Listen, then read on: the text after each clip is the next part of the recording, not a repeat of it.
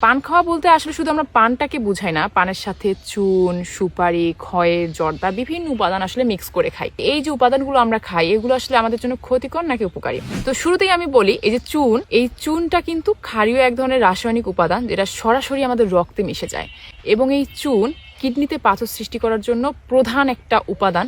তাই অবশ্যই আমরা চুনটাকে অ্যাভয়েড করব। এরপর যদি বলি সুপারি খেলে, বেশি পরিমাণে খেলে মুখের ক্যান্সার হয়, এছাড়াও দাঁত ক্ষয় হয়ে যায় ধীরে ধীরে, যেটা অনেকেই হয়তো বুঝতে পারেন না। অনেকেই মনে করেন যে বয়স হচ্ছে যেন ধীরে ধীরে দাঁত ক্ষয়ে যাচ্ছে, কিন্তু আসলে বেশি পরিমাণে সুপারি খেলে দাঁত ক্ষয় হয়। এছাড়া আমরা যে জর্দা খাই, আমরা অনেকেই জানি যে জর্দাটা কিন্তু ক্যান্সার সৃষ্টির জন্য প্রধান একটা উপাদান। এবং এখানে একটা ইনফরমেশন আমি দেই, জর্দা কিন্তু যারা সিগারেট খায় সিগারেটের থেকেও প্রায় 4 গুণ ক্ষতিকর। এবং পানের সাথে আমরা আরেকটা জিনিস খাই, খয়ের, সুঘ্রাণ তৈরি করার জন্য, যে খয়ের খেলে মুখ থেকে এটা সুমিষ্ট গন্ধ বের হবে, কিন্তু এটা শরীরের জন্য অনেক বেশি ক্ষতিকর। যতই মিষ্টি গন্ধ বের হোক না কেন, এটা কিন্তু শরীরে আপনাকে ভিতরে ভিতরে ধ্বংস করে দিচ্ছে। অনেকেই হয়তো আপনাকে বন্ধু বানানোর জন্য বলতে পারে, আয় বন্ধু একটা আমরা পান খাই, কিন্তু সে আসলে আপনার প্রকৃত বন্ধু না, ভিতরে ভিতরে আপনার ক্ষতির কারণ হয়ে দাঁড়াবে সে। তাই অবশ্যই এই পানটাকে আপনি অ্যাভয়েড করবেন।